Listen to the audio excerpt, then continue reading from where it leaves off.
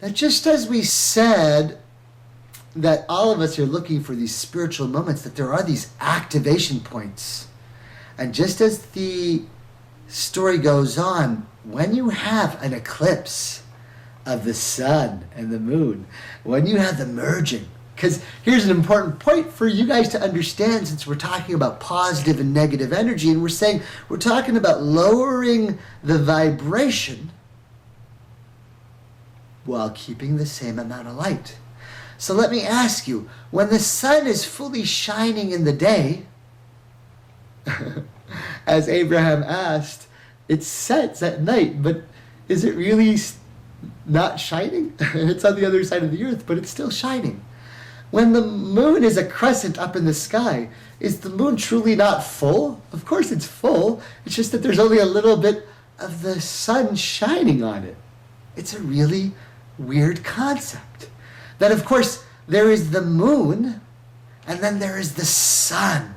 There is the moon that is always shining full all the time, and there is the sun that is shining full all of the time.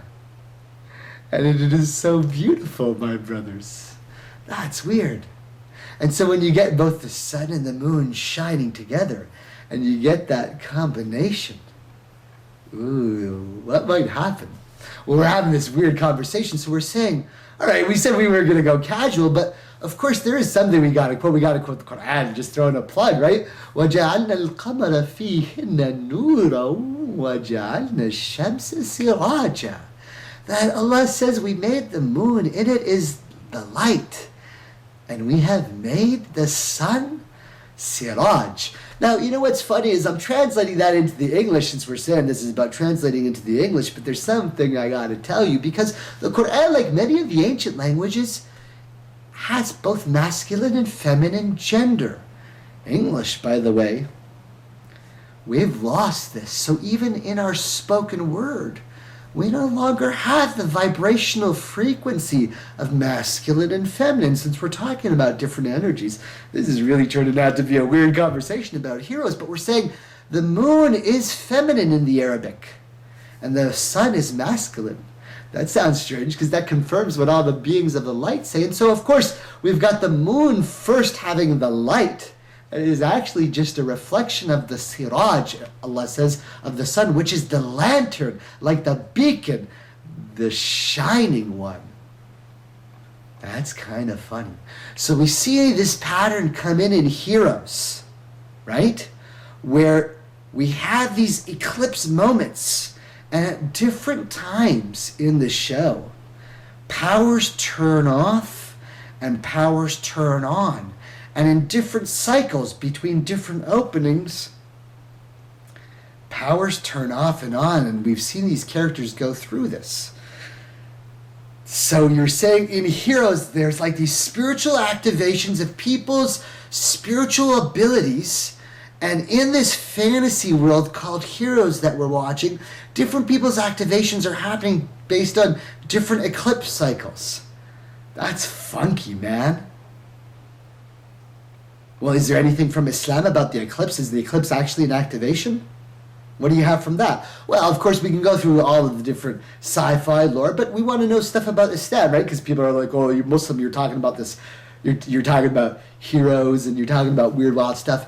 Well, the Prophet, then, we say all the ancient spiritual communities used to recognize the changes of the sun and the moon and the cycles, and we're realizing now that they all had very close proximity to understanding the constellation, the sun and the moon and the stars.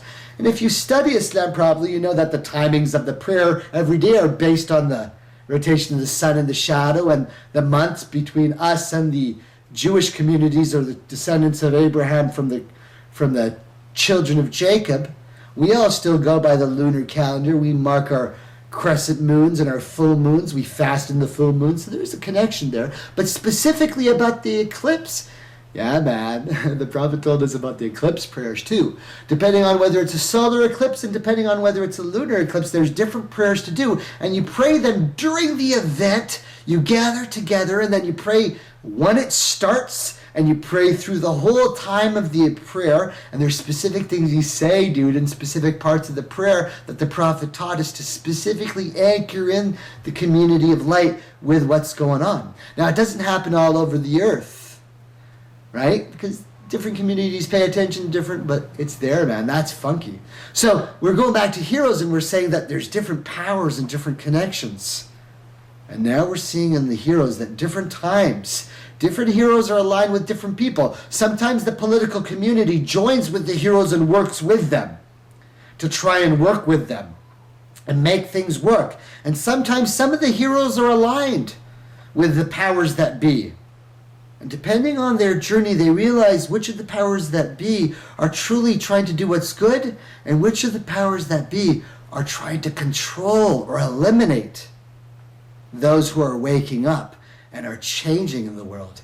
It's a really strange story that we're watching. And so sometimes we find out that those who are in the dark, in heroes, are using and manipulating other people and lying to other people about what's going on. They don't want the truth to come out. They don't want everybody to know the changes are happening. And even some people who have abilities don't want to out themselves because a lot of the world isn't ready. And some of the people who have abilities are trying to show the people that they can use their strange powers and use these funky abilities. Ooh, it's a really strange story.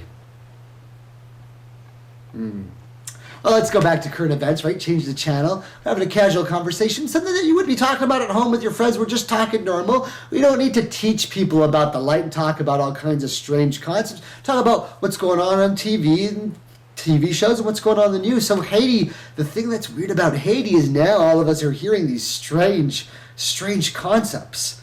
We're saying that from a spiritual point of view, we're saying that the Western world and all these people, just like we said, everybody says, oh, what is Haiti? Who controls Haiti? Or who's controlling the island? It's just like any story. It's not a monolithic group. Just like when, for example, right, we're having a crazy conversation. Muslims are like, oh, death to America. We're going to kill America. Yeah, well, who in particular are you trying to target? Sam Houston, like Uncle Sam? You want to kill Barack Obama? No, actually we think Barack Obama might be okay, right? He might be doing some good. So who is the death to America to? America is like any place. The West is like any place. All places are not monolithic. They're all disjointed and disorganized. Everybody in duality is, even those in the dark. And so a lot of times we say the Western world has been trying to control Haiti. And they've been trying to force Haiti and push down Haiti. Well, of course, for the last 50, 100, 200 years, how long has Haiti been trying to maintain some kind of semblance of freedom and democracy, a fully democratic country of dark-skinned individuals? And again, since we're going back to race, a lot of you who don't know me when I talk about race and African brothers and sisters, yeah, I'm a funky white boy, but listen to a funky white boy talk about the African dark skin. We talk about things from a soul level. We say our Haitian brothers and sisters, God bless them, are trying to rebuild their country and trying to set up their country and trying to keep this country going. And we know that Haiti has been, and this has nothing to do with judgment, right? This has nothing to do with judgment on the souls of Haiti, but we're describing what's the political situation in real time. We're saying that Haiti has been used as an anchoring of the dark, right? And many of the Christian community, especially the right-wing community, will be like, oh, they made a deal with the devil, right? Very foolish things. And we say, of course, anybody who talks about deals with the devil deals with the devil. Only those who frequently deal with the devil, right? We want to be good. We don't deal with the devil at all, man. We feel the devil might get away from us, dude. We don't make deals with the devil. Some kinds of Christians, people who call themselves people of the Christ light, talk about deals with the devil all the time. They're like, what kind of deals are you making, brother? Please seek the light. Christ don't make no deals with the devil, right? People of Christ, we don't make no deals with the devil. People of the prophet, we don't make no deals with the devil. Astaghfirullah, Allah have mercy on us. But what's been going on in Haiti? Has there been a serious, conscious effort by who we might call the dark cabal, those who are using their positions in power, those who are using their abilities and manifestational abilities, and the dark cabal to spiritually anchor dark energy into Haiti? Ooh, that sounds kind of crazy. Well, there's a lot of conspiracy theories going on there. We're saying now from a spiritual level, we're talking about, well, there's this weird stuff going on in Haiti, man. We're saying the whole Western world is like advanced and we have all this technology and advanced civilization. We're the modern world, and Haiti's forced into this third world status. Is it possible there's an actual reason why they're making that place be dark?